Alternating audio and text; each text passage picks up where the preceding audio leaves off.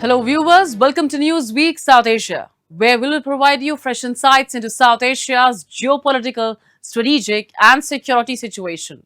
Let's take a look at the headlines first.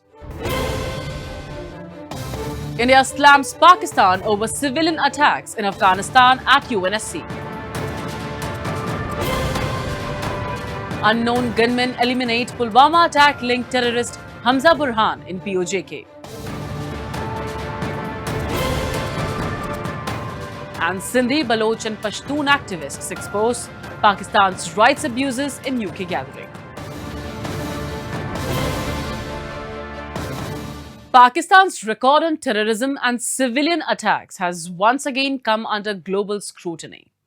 At the United Nations Security Council debate on protection of civilians, India strongly condemned Islamabad for what it called a long history of genocidal acts, cross-border terrorism and deadly strikes on Afghan civilians. From air raids during Ramadan to decades of terror sponsorship across South Asia, Pakistan's actions are increasingly being viewed as a threat to regional peace and civilian security. A report. As highlighted in the UNSG's report, the use of missiles, bombs and other explosive weapons in cities and populated areas remain a major cause of civilian harm. India launched a sharp attack on Pakistan at the United Nations after fresh documentation exposed the scale of civilian casualties caused by Pakistani military operations inside Afghanistan. India's permanent representative to the UN, Ambassador Parvat Haneni Harish, accused Pakistan of carrying out indiscriminate cross-border attacks that have devastated Afghan civilians. According to the United Nations Assistance Mission in Afghanistan, nearly 750 civilian deaths and injuries were documented in just the first 3 months of 2026 due to cross-border armed violence linked to Pakistani military forces. India highlighted that out of 95 documented incidents involving civilian casualties, 94 were attributed directly to Pakistani security forces. It is ironic that Pakistan, with its long tainted record of genocidal acts, has chosen to refer to issues that are strictly internal to India. The United Nations Assistance Mission in Afghanistan has reported that in the first 3 months of 2026, 750 civilian deaths and injuries were documented in Afghanistan as a result of cross-border armed violence perpetrated by Pakistani military forces, most of which occurred due to airstrikes. India also drew attention to one of the deadliest incidents blamed on Pakistan this year, the airstrike on Kabul's Omid Addiction Treatment Hospital during the holy month of Ramadan. The attack reportedly took place after evening prayers when patients and civilians were leaving the mosque premises attached to the hospital. According to UNMA findings cited by India, the strike killed 269 civilians and injured another 122. The targeting of a medical facility during a sacred religious period triggered outrage across Afghanistan, where anti-Pakistan sentiment has been steadily rising over repeated military incursions, drone strikes and civilian casualties in border regions. Pakistan's military has long justified such operations as counter-terror missions targeting Tehreek-e-Taliban Pakistan hideouts. But critics argue Islamabad's actions have increasingly blurred the line between military operations and collective punishment of civilians.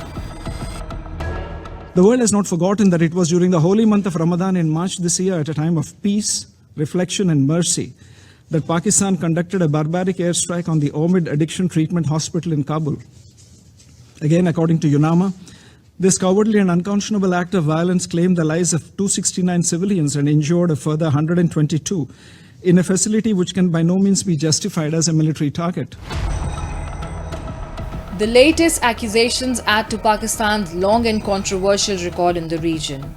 Over the years, Islamabad has repeatedly faced allegations of supporting extremist proxies while simultaneously carrying out harsh military operations against ethnic communities and border populations. In Afghanistan, Pakistani airstrikes in Khost, Paktika and Kunar provinces have repeatedly resulted in civilian deaths, including women and children. Afghan authorities and local communities have accused Pakistan of violating sovereignty and using disproportionate force. At the same time, Pakistan continues to face allegations of enforced disappearances, extrajudicial killings, and military crackdowns in Balochistan and Khyber Pakhtunkhwa. New Delhi also used the platform to once again highlight the dangers of cross-border terrorism emanating from Pakistan. For decades, India has accused Pakistan-based terror outfits of orchestrating attacks across Jammu and Kashmir and other parts of the country. Groups such as Lashkar-e-Taiba and Jaish-e-Mohammed, both designated terrorist organizations internationally, have repeatedly been linked to deadly attacks on Indian civilians and security personnel. New Delhi maintains that Pakistan continues to provide ideological, financial, and logistical support to terror networks despite international pressure. India remains deeply concerned about the persistent threat posed by cross-border terrorism, which continues to undermine regional peace, stability, and the fundamental principles of international security. India has been a victim of such form of terrorism for decades. States that sponsor, shelter, or support terrorism must be held accountable. India further noted that more than 94,000 people have reportedly been displaced due to cross-border violence linked to Pakistani military operations against Afghan civilians. The remarks at the United Nations once again placed Pakistan under international focus over its dual track record, projecting itself as a victim of terrorism while facing growing accusations of exporting instability, sheltering terrorist networks, and carrying out deadly operations against civilians both within and beyond its borders.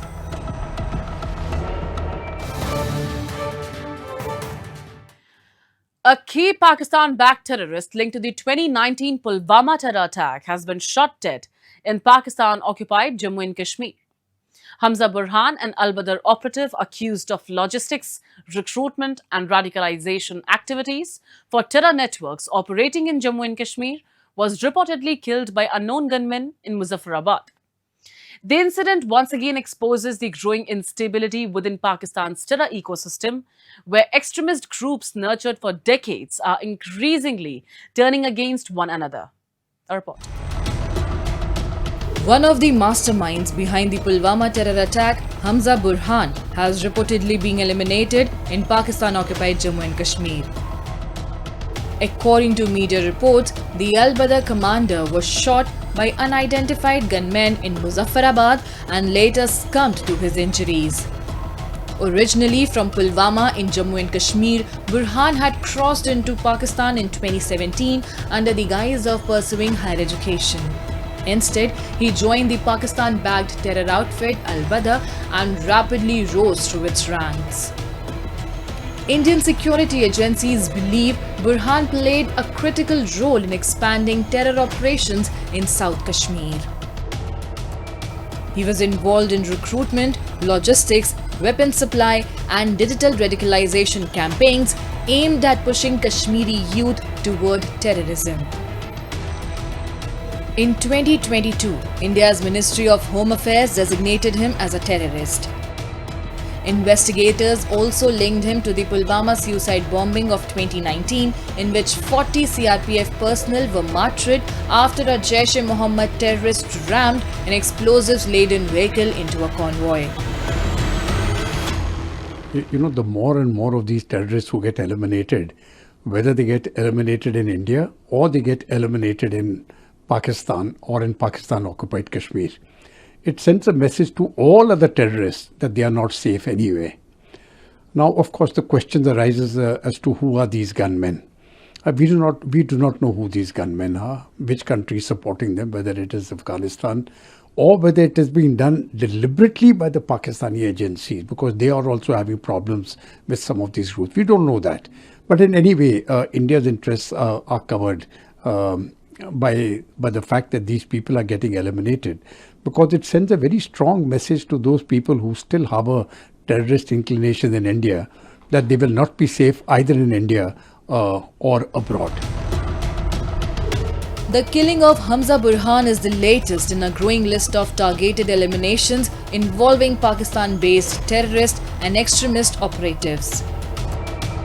Over the last several years, multiple Lashkar-e-Taiba and Jaish-e-Mohammed linked figures have been mysteriously shot dead across Pakistan and Pakistan-occupied Jammu and Kashmir. From Lahore and Rawalpindi to Karachi and Peshawar, unidentified attackers, often riding motorcycles, have repeatedly carried out close-range assassinations before disappearing without a trace. Just last month, Muhammad Tahir Anwar, brother of Jaish-e-Mohammed chief Masood Azhar, died under mysterious circumstances in Pakistan. Earlier, Lashkar operative Abu Qatal, considered close to Hafiz Saeed, was also gunned down. For years, Pakistan has been accused globally of nurturing terror infrastructure as a tool of strategic policy. But the same networks are now creating instability within Pakistan itself, revealing the dangerous blowback of decades of state-sponsored terrorism. This particular chap, Hamza Burhan, he was one of the masterminds, one of the key masterminds of the Pulwama attack. Now, he belonged to the Al-Badr faction. And in 2017, he had actually left for Pakistan. He went on the pretext of education. Out there, he got into the training camps and he became a radicalized youth, and he came under the umbrella of the Al-Badr group. The continued collapse of Pakistan-backed terror infrastructure comes at a time when Jammu and Kashmir has witnessed a steady decline in civilian-targeted violence. Indian counter-terror operations, intelligence coordination, and sustained pressure on infiltration routes have weakened recruitment networks operating across the line of control. At the same time, Pakistan's inability to identify or apprehend the so-called unknown gunmen has raised serious questions about the role of its own intelligence establishment. Many observers believe sections within Pakistan may themselves be attempting to control or eliminate rogue terror elements that have become liabilities. For the last few years, not one unknown gunman has been captured by the Pakistani establishment. And they've got a very strong police force, they've got a very strong intelligence service. So why have they not been able to do that? That remains a mystery, which lends me to believe that they are actually involved in some manner in eliminating them, because we must remember these terrorist groups within Pakistan are also creating a problem for the Pakistani establishment. And somehow they want to keep them in check. So why some of these people have been eliminated, especially the anti-India elements, that really, as of now, I think is a cause for speculation. What Islamabad once projected as a coordinated proxy network is increasingly showing signs of collapse from within. As terrorist factions battle mistrust, leadership struggles, and operational pressure, the violence is no longer confined to border regions. It is unfolding inside Pakistan's own cities and strongholds.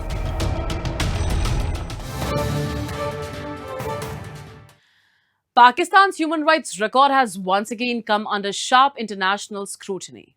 At a gathering organized by the World Sindhi Congress in the United Kingdom, activists from Sindhi, Baloch and Pashtun movements accused Islamabad of systematic repression, enforced disappearances and demographic manipulation. Speakers alleged that Pakistan's military establishment continues to silence dissent through fear, displacement and political suppression, while minority voices remain largely ignored by the state-controlled narrative. Report. What began as a community gathering in Bradford soon transformed into a strong indictment of Pakistan's human rights record. Organized by the World Sindhi Congress, the event brought together Sindhi, Baloch, Pashtun activists, intellectuals and political voices who accused Islamabad of decades-long repression against ethnic communities seeking rights, dignity and autonomy. Speakers alleged that enforced disappearances, arbitrary detentions, and intimidation by Pakistan's security establishment have become routine tools to crush dissent in Sindh, Balochistan, and Khyber Pakhtunkhwa. Activists also warned that the shrinking democratic space in Pakistan has left minority communities vulnerable to political marginalization, media censorship, and state-backed demographic changes. Do you know, it is estimated that on average in Sindh, 5,000 people they die. And these 5,000 people they die, which are easily preventable.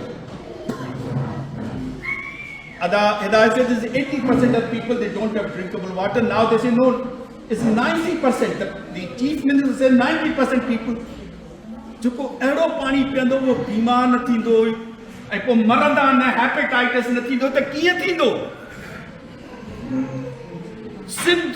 Sindhu दरिया जे करे वो सुकी 92 सैकड़ो delta तबाह थियो 90 सैकड़ो पानी खत्म थियो they want to really eradicate the basis on which Sindh stands. जीअं पाकिस्तान थियो not हजार न लख न millions of acres of land has been taken. Karachi जी 50 सैकड़ो ज़मीन फौजन वटा. The gathering also highlighted growing anger over controversial canal projects on the Indus River. Sindhi activists alleged that Islamabad's water policies are accelerating environmental destruction in Sindh while threatening the livelihoods of local communities dependent on the Indus basin. Speakers accused Pakistan's military-backed corporate farming initiatives of seizing fertile land in Sindh under the guise of development projects.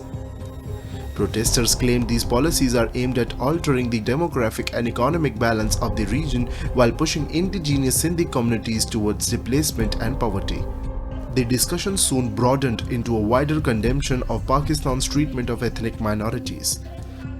Baloch speakers pointed to the continued disappearances of students, journalists, and political workers in Balochistan, where families have spent years demanding answers about missing relatives allegedly picked by up security agencies.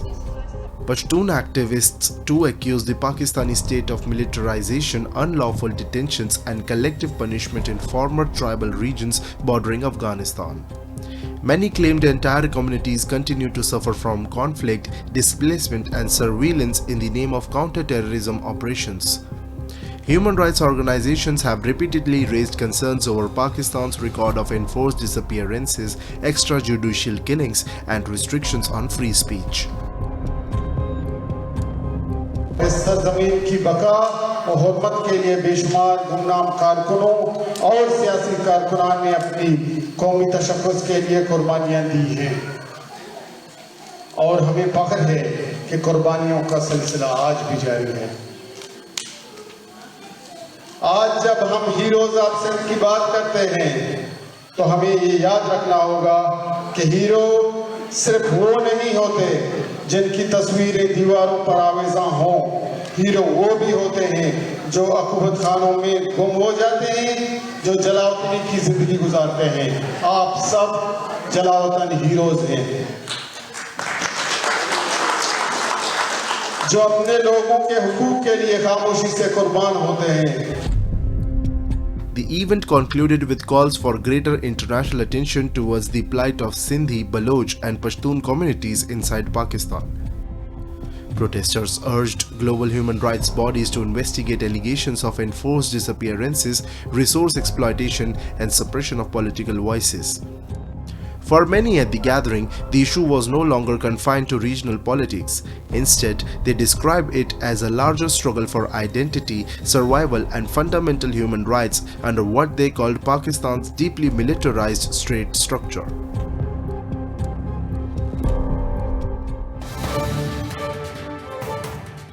Pakistan-occupied Gilgit-Baltistan is once again facing a deepening humanitarian and climate crisis. Months after devastating glacial floods wiped out entire villages in Gizeh district, residents say Islamabad has failed to rebuild homes, restore infrastructure, or provide basic relief. With rising water levels once again cutting off roads and isolating communities, anger is mounting over what locals describe as years of political neglect and administrative apathy in the region. For years, residents across Pakistan-occupied Gilgit-Baltistan have warned about unchecked deforestation, reckless construction, collapsing infrastructure, and the growing threat posed by rapidly melting glaciers. But despite repeated climate-linked disasters, locals say Pakistan's authorities have done little to strengthen disaster preparedness or protect vulnerable mountain communities.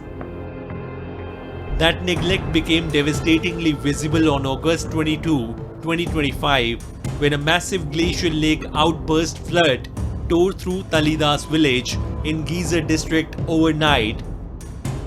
Entire neighborhoods were swept away as homes, schools, roads, bridges and farmland disappeared within hours. Reports from the region stated that more than 100 houses were destroyed and hundreds of residents displaced after floodwaters and mudslides engulfed the valley. Nearly a year later, survivors say they are still living without proper shelter, electricity, drinking water or road access, exposing what critics call Islamabad's chronic neglect of the disputed region.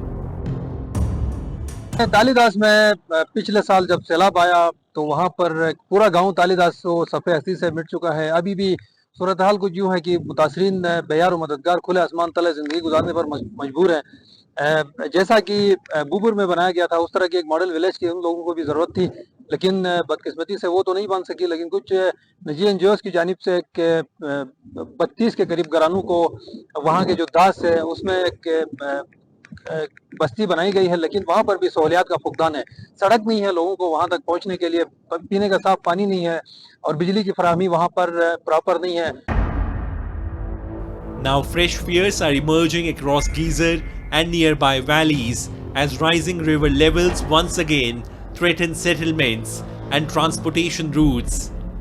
Locals say roads are repeatedly being submerged, cutting off entire subdivisions from district headquarters and essential services.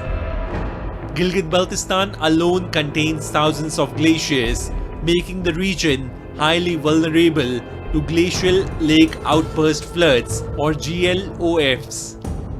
Residents argue that while Islamabad continues investing heavily in strategic and military infrastructure across the region, local communities remain deprived of basic protections against recurring disasters. दरिया और road पे आ चुका है, तो 2-3 जगहों में road बिल्कुल दरिया की जिद में है। इस वक्त दरिया बहाव ज्यादा होकर ऊपर आ जाती है। गाड़ियों, छोटी गाड़ियां तो बिल्कुल नहीं गुजरती है। लोग वहां से अपनी गाड़ियां छोड़कर दूसरी गाड़ियों से पार होकर दूसरी गाड़ियां मुतबादिल गाड़ियां करके चले जाते हैं अपने मंजिलों की तरफ। तो मुसाफिर इस वक्त बहुत शदीद मुतासिर है। बहुत सारे आबादी इस वक्त 2 सब डिवीजन गुपिस फंडर सब डिवीजन यासीन जो लाखों की तादाद में आबादी मौजूद है वहाँ, तो उनका बिल्कुल जिले हेडक्वार्टर गावकुच गेजर से और गिलगित से बिल्कुल राबिता मुनक़ते हो चुका है और मुसाफिर हज़ारों की तादाद में आकर वहाँ डेली बेस पे फंसते हैं। और वहाँ के अवाम ने उस मकाम पर जो मकामी आबादी है उन्होंने एहतजाज किया था, जिनकी फसलें बुरी तरह मुतासर हो चुके हैं और वो दरिया का रुख ठीक ने घरों की तरफ दोबारा हो चुका है। वही मंजर है जो सैलाब का मंजर था। इस वक्त भी 1 साल का अरसा गुजर गया, सर्दियों पे उस पर काम करना था, लेकिन उस पर किसी ने तवज्जो नहीं दी। The worsening crisis once again highlights the fragile reality inside Pakistan-occupied Gilgit-Baltistan, a region long accused of facing political marginalization, environmental exploitation, and administrative neglect.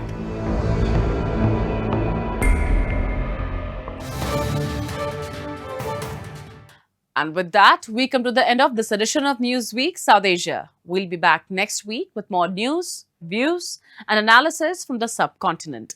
Meanwhile, do keep writing to us at nwsa@anin.com.